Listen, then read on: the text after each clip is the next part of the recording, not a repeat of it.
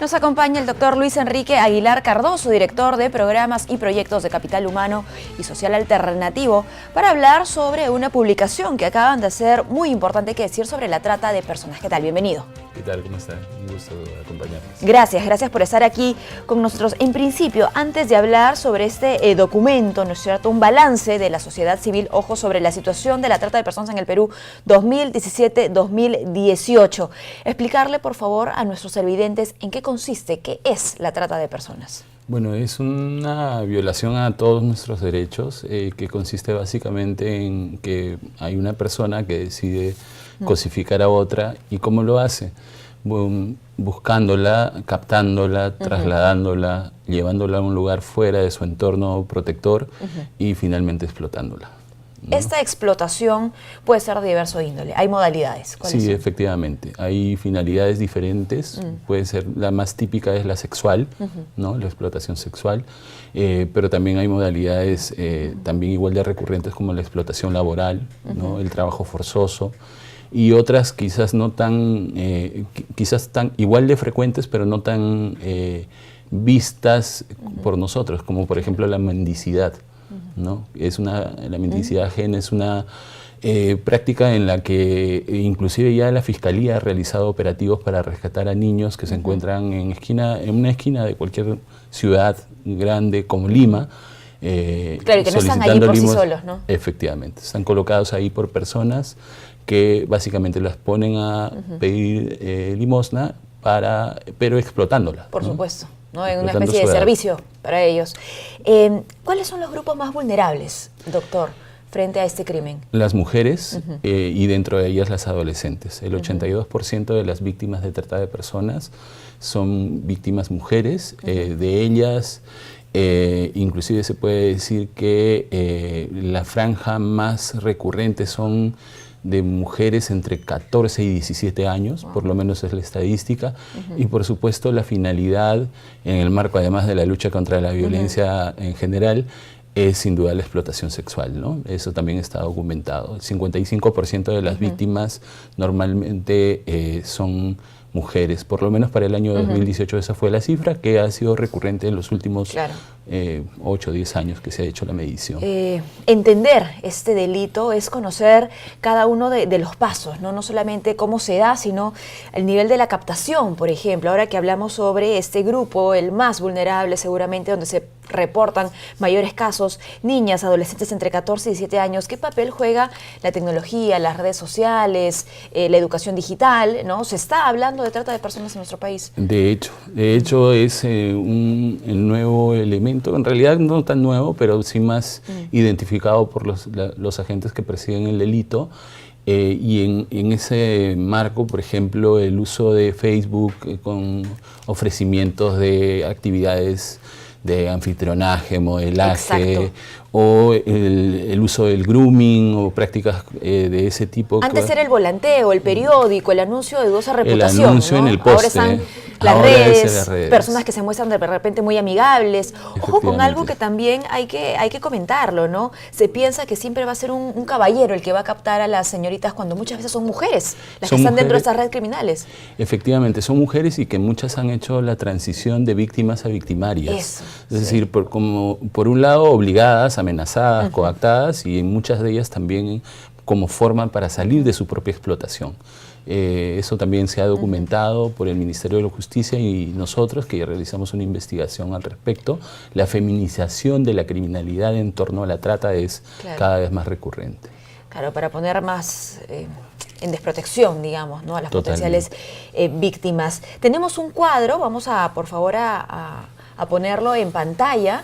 Es un poco lo que estamos comentando, ¿no? ¿Puede ser una víctima de trata de personas? Creo que es una pregunta que tendríamos que hacernos todos, por más que efectivamente hayan grupos más vulnerables, porque el que las adolescentes, digamos, sean más víctimas no significa que mujeres adultas, recurriendo justamente a esos anuncios de trabajo, no hayan caído en estas redes también. Efectivamente. De hecho, cuando en el último operativo, el operativo Mercurio 2019 que se hizo en Madre de Dios, la mayoría de víctimas identificadas, rescatadas, eran mujeres adultas, ¿no? que en el escenario, por lo menos en el que se desarrolló el operativo, fue lo que se identificó.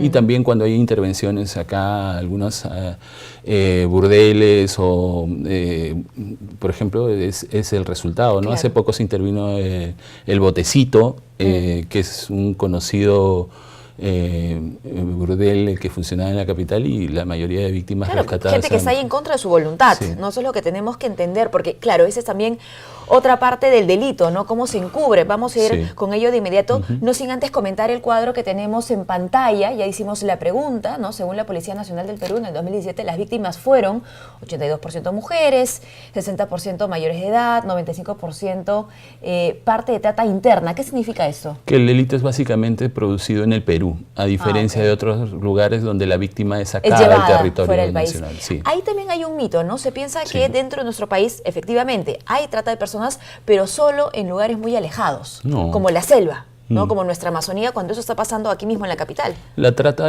por ejemplo, la trata de personas con fines de explotación laboral, uno la puede reconocer en el caso de las Malvinas, la situación que se vivió en este lugar donde fallecieron 2 personas. Era un caso de trata, ¿no? Hay una sentencia por trata de personas a una de las 2 personas que fueron procesadas. Entonces, eso demuestra la cotidianidad. Y esa situación no ha desaparecido del todo. En Gamarra, esa misma práctica de encerrar a las personas, por ejemplo, en talleres, no digo clandestinos, pero sí informales. Donde van a trabajar personas que buscan, digamos, algún tipo de sustento personal, se produce cotidianamente, ¿no? Algunas personas podrían preguntarse por qué es trata de personas, en ese caso, si el trabajador, la trabajadora está decidiendo ir a cumplir, ¿no es cierto?, con una responsabilidad, con un compromiso, y hay una remuneración de por medio. Porque no necesariamente tienen que producirse todas las conductas de la trata de personas para ser sancionado.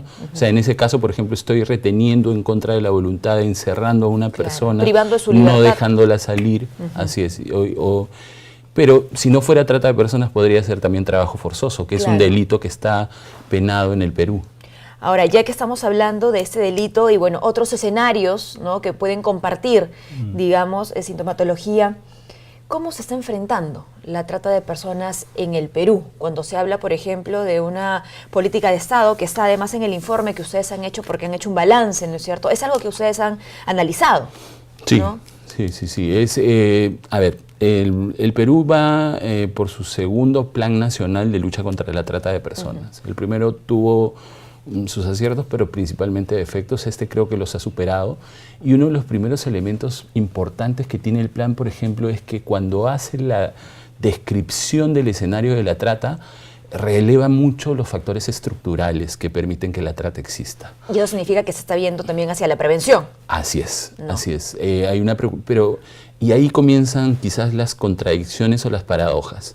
Porque si bien la prevención todavía la seguimos viendo en la mayoría de los casos como más información. La sensibilización más que todo, ¿no? Y no necesariamente con el fortalecimiento de algunas políticas, por ejemplo, laborales o de otro tipo, educativas, ¿no? El Ministerio de Educación es el ministerio que menos información entrega, menos actividades reporta. Teniendo en sus aulas al grupo más vulnerable, ¿no? Chicas entre 14 y 17 años, ¿no? Entonces, es bueno, por un lado, que se haya detectado la importancia de los factores estructurales, falta fortalecer las medidas que luchan contra esos factores, ¿no? Pero en trata siempre hablamos de 3 P's. ¿Qué significa? Proteger a las víctimas, prevenir el delito y perseguirlo, ¿no? Así se resume un poco, digamos, la acción que el Estado debe realizar en materia de trata de personas. Los 3 elementos están dentro del plan y se ha incorporado uno adicional, que es el de gobernanza institucional, es decir, de ir fortaleciendo la institucionalidad. Hoy hay muchas más... Para que sea visto como aliado, ¿no? Y para también, efectivamente, y porque finalmente se necesita mucha coordinación intersectorial, ¿no? Entonces, por ejemplo, en las regiones hay cada vez más regiones que tienen un plan regional de lucha contra la trata de personas y una comisión regional para ¿Y son planes y comisiones activos? Sí, como en algunos operativos casos que tienen acciones concretas. No, mire, nosotros tenemos muchos años trabajando en Loreto, específicamente en Iquitos, y podemos dar fe de que esa es una comisión muy activa, a pesar de los vaivenes políticos, ¿no? Sí, siempre se reciben noticias de ese tipo, ¿no? De captaciones. Hay otras que recién están comenzando, se acaba de crear se acaba de aprobar, perdón, el plan en Tacna, el plan regional de Tacna, y hay otras que han inclusive logrado presupuesto, como la de Ayacucho. O sea, sin embargo, por supuesto, esto es todavía un camino largo, ¿no? Claro, y ya al término de la entrevista hablaremos sobre los retos que se enfrenta o que tenemos que enfrentar frente a ese delito. Hay en el balance también porcentajes de instituciones que realizaron acciones de prevención de trata de personas en gobiernos regionales y locales, que está muy interesante. 68% gobiernos regionales, 17% municipalidades provinciales y 35% en Lima metropolitana. Hay aún pues vacíos. Sí, de hecho todavía son muy pocas las municipalidades que reportan el haber identificado algún presupuesto específico para la lucha contra la trata de personas. Lima, creo que este año, es decir, la gestión anterior, no la actual, el señor Muñoz, prácticamente no había definido ningún tipo de presupuesto de lucha contra la trata, a pesar de que es la región con más casos de trata de personas, como es obvio. Y aquí hay que entender las competencias también, ¿no? Porque son muchos los actores que tienen que luchar contra ese crimen. Sin embargo, la gestión del señor Muñoz ha fortalecido y terminado el plan regional de Lima Metropolitana de lucha contra la trata. Sabemos que está viendo las maneras de cómo, a partir de las modificaciones que se pueden realizar a los presupuestos institucionales, está tratando de aumentar el presupuesto en materia de lucha contra la trata a través de la Gerencia de la Mujer, por ejemplo. Gerencia de la Mujer, ¿también fiscalización tiene que ver fiscalización, en eso? Acá tiene que ver fiscalización, tiene que ver todavía las competencias desarrollo. Que tienen en materia de los gobiernos regionales todavía tienen en algunos casos competencias de, por ejemplo, fiscalización laboral, que no solamente recae en regiones, en SUNAFIL, ¿no?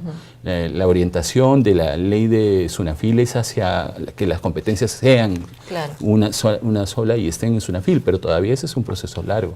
Y ahí también hay una intervención que tiene que ver, pero también tiene que ver Serenazgo. Nosotros capacitamos a funcionarios Serenazgo, que son los que están en la calle y son los que pueden dar cuenta de muchos casos de trata. ¿No? Y que reciben muchas veces también el clamor de los vecinos, Así ¿no? es. Porque el vecino sabe darse cuenta, o tendría que hacerlo, eso es parte también del proceso de sensibilización. Así es. ¿No es cierto? No solamente tener un familiar o un amigo que haya sido víctima de trata de personas, sino poder identificar a personas extrañas que de repente estén siendo víctimas. Otro punto sobre la atención, ¿no? La protección a la víctima y cómo se reintegra esta víctima a la sociedad. Eso preocupa muchísimo también. ¿Qué tanto se está haciendo? Sí, bueno, ahí, digamos, preocupa el hecho de que lo más necesario, lo más urgente no se esté fortaleciendo, ¿no? El número todavía de vacantes disponibles para albergar a víctimas de trata es limitado.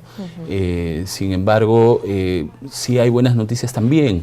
El día de ayer acaban de publicar la aprobación de la guía para la elaboración de planes personalizados de reintegración de víctimas de trata de personas. Eso es un esfuerzo que estaba desde el año pasado. Claro. ¿Y quiénes tendrían a su cargo elaborar estos planes personalizados? Eso cuando tienen una víctima al frente. Normalmente lo tienen que hacer en el caso de las víctimas que están institucionalizadas, es decir, que están dentro de un centro de protección. Esto es básicamente para, en el caso de niños, son los centros de acogida residencial. Ellos salen y elaboran estos planes, pero en otros casos son los CEMS, los Centros de Emergencia Mujer, entre otras instituciones. Bueno, y personalizados entendemos porque cada historia es particular seguramente, ¿no? Efectivamente. Muy bien, muchísimas gracias por habernos acompañado, doctor, por compartir información tan valiosa como la que se reporta en este balance. ¿Cómo podrían hacer nuestros televidentes para tener alcance a estos documentos? Bueno, todas nuestras publicaciones, incluyendo esto, están en nuestra página web, que es www.chsalternativo.org. O si no, ponen trata de personas en el Perú en Google. Y va a ser el primer y va a ser enlace uno de los primeros enlaces, seguramente. Muchísimas gracias. Hemos conversado con el doctor Luis Enrique Aguilar Cardoso. Tenemos que hacer una pausa. No se muevan, retornamos con más.